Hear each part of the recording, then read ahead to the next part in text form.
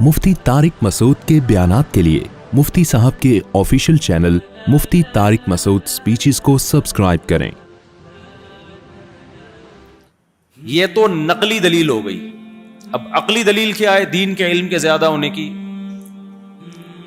دیکھو انسان کی زندگی کے دو پہلو ہیں. ایک دنیا میں زندگی اچھی کیسے گزارنی ہے، اس کیا کھانا ہے، کیا پہننا ہے، بیمار ہو جائے گا تو علاج کیسے ہوگا، گھر کیسے بنانا ہے، گرمی کیسے دور کرنی ہے سولر پلیٹیں لگا کے. یہ ساری چیزیں یہ ضرورات زندگی ہیں، یہ مقاصد زندگی نہیں ہے. علماء انسانوں کو مقصد زندگی بتاتے ہیں. ہماری زندگی کا مقصد کیا ہے؟ وما خلقت الجن والانس الا ليعبدون.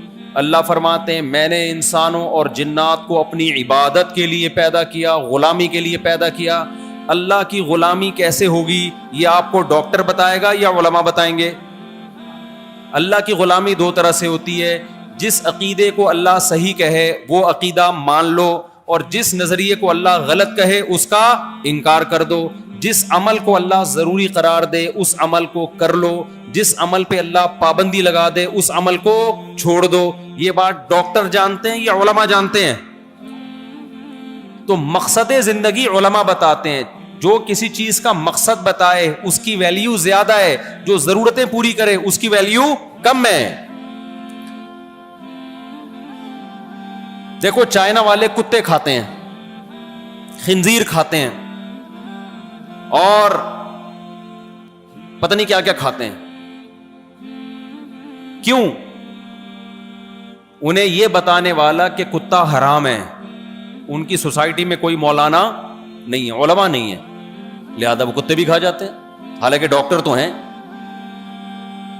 اب بتاؤ کتا کھانے میں اللہ کی رضا ہے؟ اللہ خوش ہوتا ہے کتا کھانے سے؟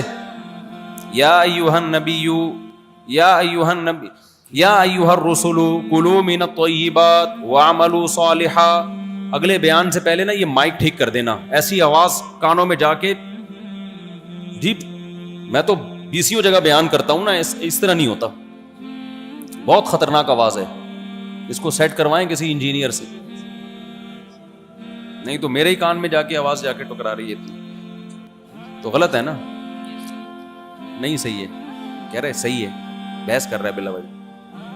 اچھا خیر، تو کئی جگہ ہم گئے ہیں، ایسی زبردست آواز ہوتی ہے، بات کرنے میں مزہ آ رہا ہوتا ہے. میری آواز نا میری کانوں میں ایسی وہ نہیں ہوتی، ایک چبھتی ہوئی آواز آ رہی ہے. آپ لوگ تو عادی ہو گئے نا، آپ کو نہیں پتہ چل رہا.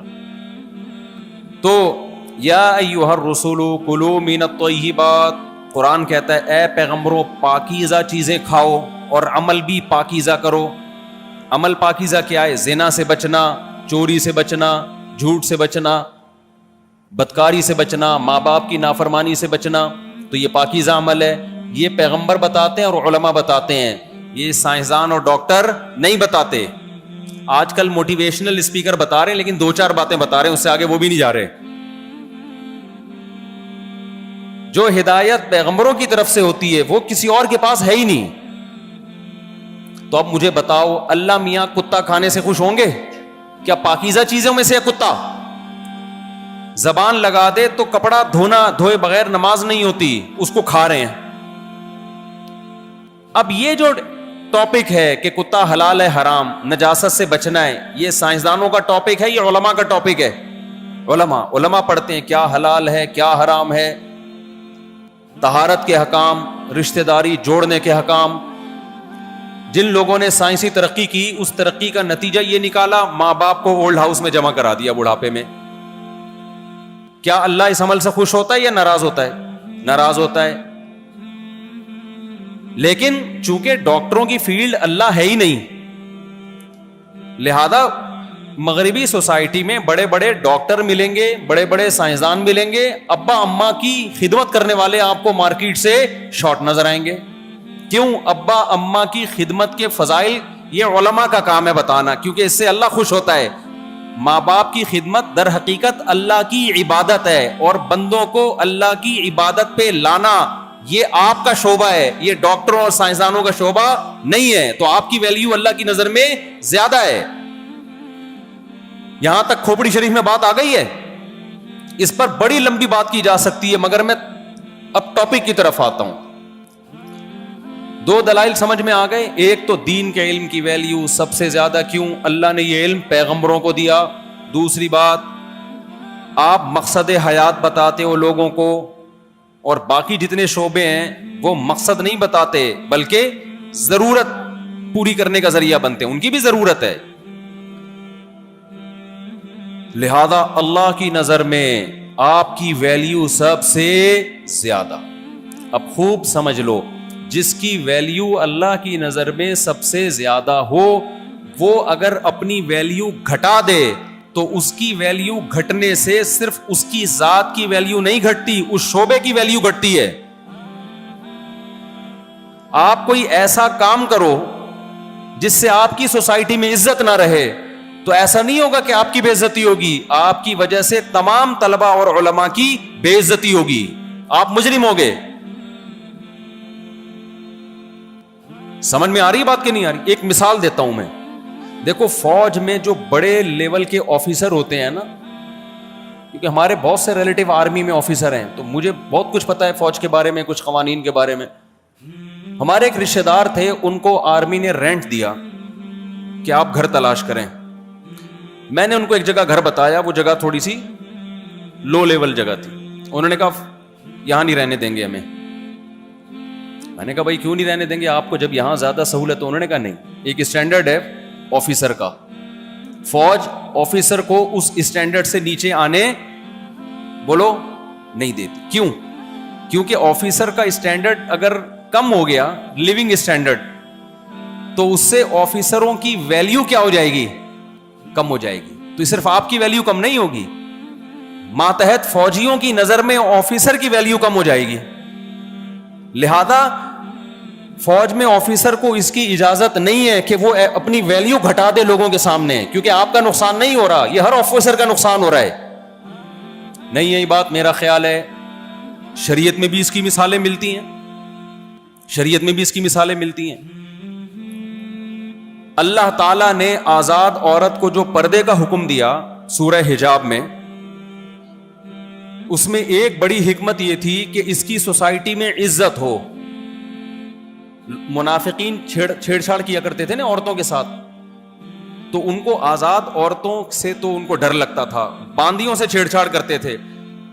اب بعض دفعہ کسی آزاد عورت کو باندی سمجھ کے اس کے ساتھ بدتمیزی کرتے تھے، تو قرآن نے آزاد عورتوں کو حکم دیا کہ تم پراپر پردہ کرو.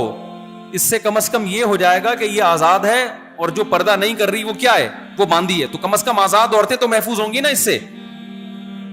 اس آیت کے نازل ہونے کے بعد کیا کسی آزاد عورت کو اجازت تھی کہ وہ بے پردگی ہو کے اپنے آپ کو رسوا کرنے کے لیے آمادہ ہو جائے؟ اس کی قرآن نے اجازت نہیں دی، کیونکہ آزاد عورت کی توہین سے آزاد عورتوں کی توہین ہو رہی ہے. اور بھی بہت ساری اس کی قرآن و سنت میں ہمیں مثالیں ملتی ہیں کہ انسان کو اجازت نہیں ہے کہ اللہ نے اس کو جو مقام دیا وہ اپنے مقام سے نیچے آ جائے. یہ اللہ کی نعمت کی ناقدری ہے، یہ اللہ کی نعمت کی ناشکری ہے. سمجھتے ہو کہ نہیں سمجھتے؟ اس کو تکبر نہیں کہتے، اس کو ناشکری کہتے ہیں.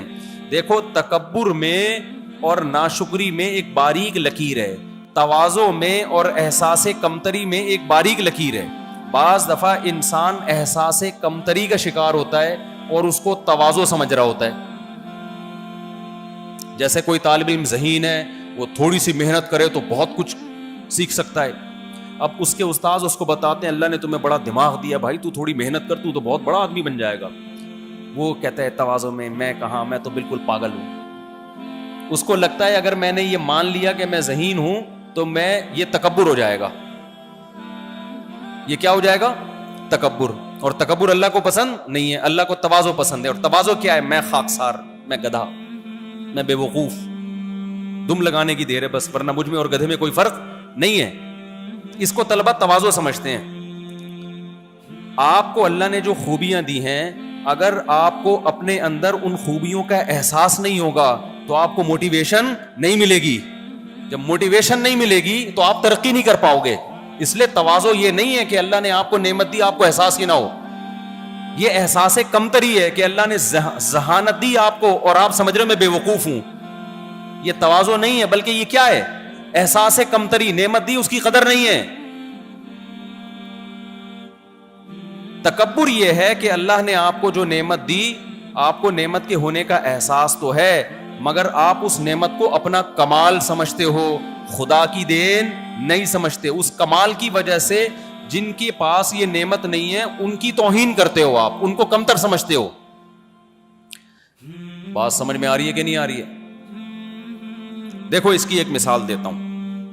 یہ طلبہ کا بڑا مسئلہ ہے. وہ تواضع میں نا ان کے اندر جو اللہ نے صلاحیت رکھی ہوتی ہے، وہ کہتے ہیں ہمیں تو کچھ آتا ہی نہیں، ہم تو بے وقوف ہیں، ہمیں بیٹھے ہوئے یہاں پہ، اس سے وہ کچھ کر ہی نہیں پاتے. آپ نے کہ اللہ نے ہمیں بہترین دماغ دیا ہے، شکل اچھی نہیں ہے تو استغفر اللہ، یعنی شکل بھی اچھی دی ہے اور ہمیں دماغ بھی کیا دیا ہے. یہ میں بیچ میں ویسے چٹکلا چھوڑ دیا میں نے. تو شکل بھی اچھی دی ہے اللہ نے اور دماغ بھی کیا دیا ہے؟ بہت اچھا دیا. میں نے بہت سے ایسے طلبہ دیکھے جن کو اللہ نے بڑا دماغ دیا تھا، ان کو یہ احساس ہی نہیں تھا ہم بہت ذہین ہیں، لہذا انہوں نے احساس کمتری میں اپنی زندگیوں کو برباد کر دیا. تو آپ میں سے ہر ایک یہ سمجھے کہ نہیں بھائی میرے پاس بہترین دماغ ہے، میں بہت آگے جا سکتا ہوں پڑھ لکھ کے، میں جو اپنے آپ کو بیوقوف سمجھتا ہوں یہ میری بھول ہے. اب اس سے تکبر پیدا ہوگا تو اس کا علاج کیا ہے؟ بھائی تکبر یہ کہ جو دماغ ہے میں نے خود تھوڑی بنایا ہے، یہ بھیک میں کس نے دیا ہے؟ اللہ نے. تو بھیک میں جو چیز ملی ہوتی ہے اتراتا ہے انسان اس پہ. شو کیسی مارنی بھائی، فخر کیا کرنا ہے؟ دیکھو ایک آدمی خوبصورت کپڑا پہن کے، جبہ قبہ پہن کے، بڑے بہترین گاڑی میں جا رہا ہے، لوگ کہتے ہیں زبردست گاڑی اور زبردست سوٹ پہنا ہوا ہے، یار بڑا ٹائٹ لگ رہا ہے. آپ کہیں تواضع نہیں، میں یہ گاڑی، یہ ریوو تھوڑی، یہ تو گدھا ہے جس پہ بیٹھ کے میں آیا ہوں. میں کہاں یہ کپڑے، یہ 3 پیس سوٹ ٹائی یا یہ پگڑی شگڑی، ابے بھائی یہ تو دھوتی بنیان ہے. تو یہ تواضع ہے یا جھوٹ ہے؟ یہ تو جھوٹ بول رہا ہے. تو جب اللہ نے آپ کو دماغ دیا، اس کا مطلب دیا ہے، ذہانت دی ہے تو دی ہے. تکبر یہ ہے کہ آپ اس گاڑی میں آ رہے ہیں اور جو گدھا گاڑی پہ جا رہے ہیں اس پہ تھو تھو کر رہے ہیں، بے غیرت گھٹیا آدمی، ہٹ آگے سے، اس کو سائیڈ مار رہے ہیں جا کے.